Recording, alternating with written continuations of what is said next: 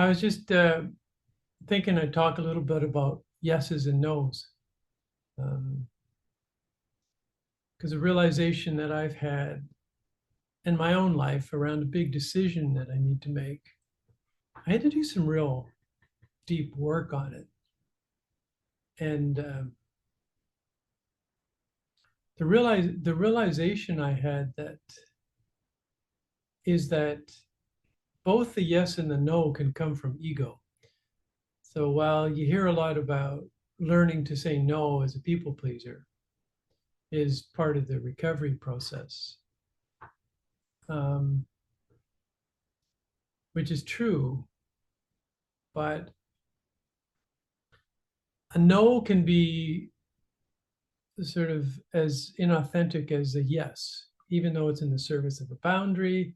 And it all depends, I think, on the because I realized that whether I said yes to this particular decision or no, that I wasn't actually ready to make that decision because um,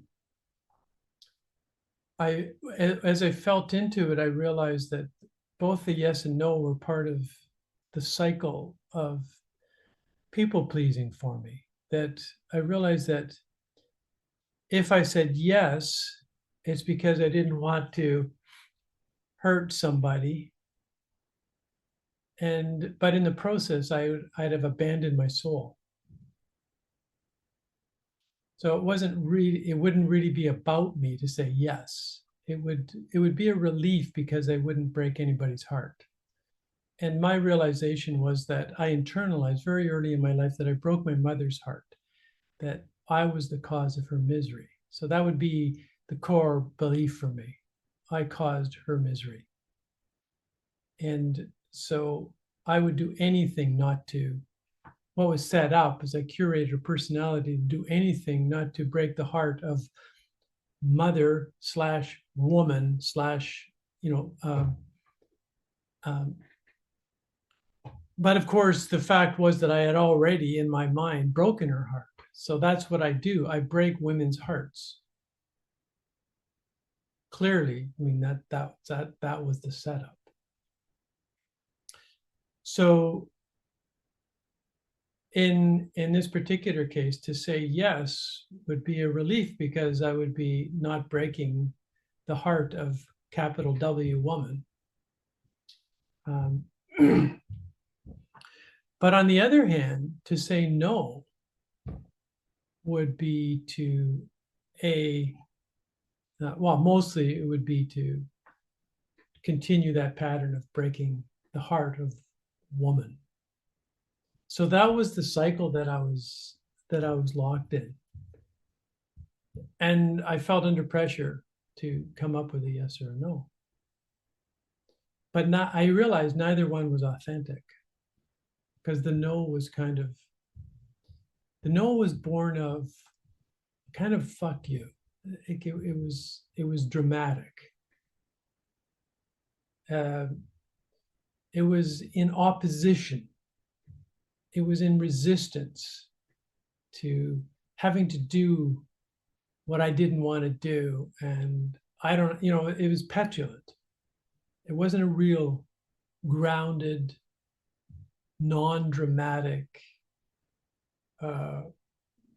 expression of myself. So in this case, it didn't matter if I said yes or I said no. It was still the same egoic thing. Because to an outsider, it would look like if I said no, oh, Bruce is clearly asserting his boundaries. That's good. He's not people pleasing. But I might not have been people pleasing, but I was still locked into the old cycle. So effectively, because the cycle belongs to people pleasing, I am still people pleasing, even though I'm setting a quote unquote clear boundary. So the conclusion I had to come to was that I'm not prepared to make a decision yet because this pattern, I'm still locked into the old pattern and I'm still reenacting it. I'm still reenacting the belief that I hurt women. If I'm not going to hurt women, I have to abandon myself. And if and then that sets up, if I do abandon myself, a passive resentment and a passive resistance to woman, capital W. But it's still that same, the yes or the no is still in that cycle. So then the only way to break that cycle, as I think we talked about last time, is to come up with a genuine heart desire. It's like, okay, what do I actually want? Like, outside of that, reenacting the whole drama of I can't be myself, or if I abandon myself in order not to break somebody's heart, then it builds up a kind of passive resistance, a passive resentment, which leads to, in one way or another, down the road, a fuck you, which then I confuse with a no. I think that's a true no, but it's not a true no. So the only way to do then is to pause and say, it's too early for me to make a decision. But when I do, some of the hallmarks of it being authentic is it won't be, I won't be doing it to avoid guilt or shame.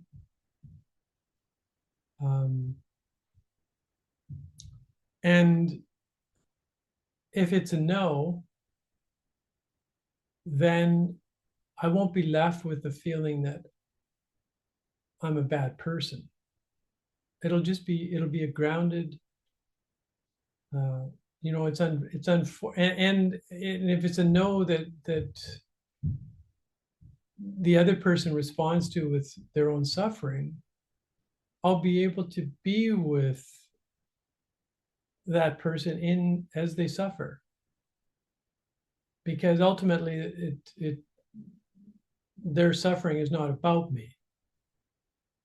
And this is just like, at this time, I can't get to an honest yes. So it's going to have to be no. And if there's grief to be had, like, we can do that together.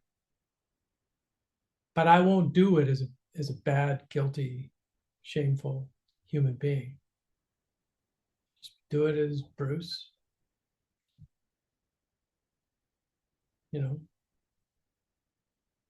There's sadness to not being able to sort of align at this time on this one, but it won't be dramatic,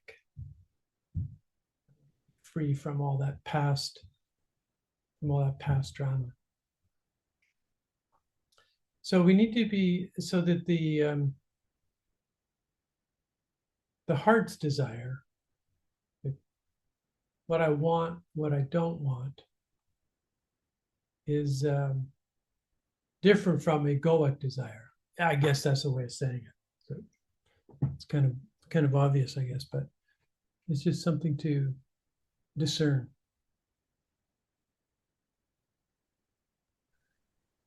I'm just curious, do you happen to have an example of one of these or how it looks or like, what's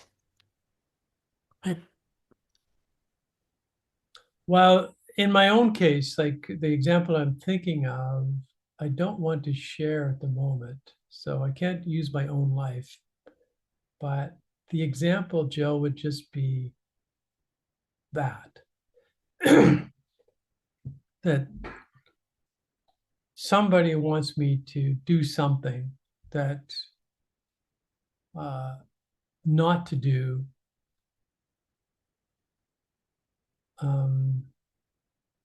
would be sort of the end of a dream for said person. And so it puts the stakes are high, and it throws me right back into a broke woman, W, capital W, mother's heart I can't bear doing this again. But then it requires that I ask the question, well, did I really? Like, is that whole setup true? No, of course it's not true. I was just being me. Her suffering had nothing to do with me. So it's sort of not taking responsibility for how they feel in a way. It's a little Yeah. codependent type Yeah, it's not thing. taking Yeah. responsibility for that original misery that was in the room, my mother's misery. Not taking responsibility in this case for my mother's misery. But if that belief is still intact that I'm the cause of your misery, then um, it's like a hypnotic trance. It's like if you're embedded in that, there's no way that you're not the cause of every other woman's misery by being yourself. It just is like, of course I am, because that's what I do. So it's got to be completely dissolved, that belief, or we're just going to stay locked in that cycle.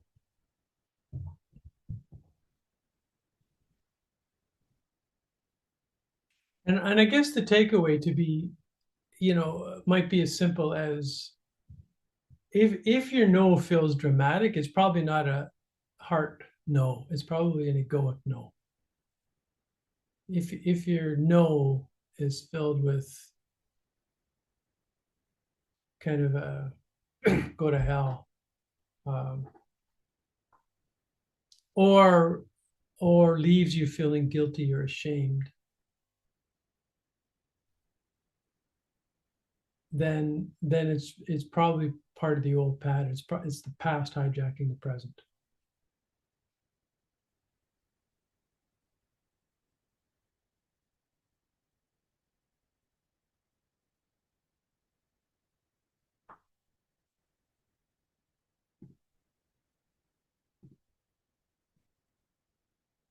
It's so deep. Like I had to gnaw away at this, feel into it, get that. It's so easy to not take it seriously, that's what's getting played out. So it takes some real plumbing of the depths to get to this stuff. Feeling.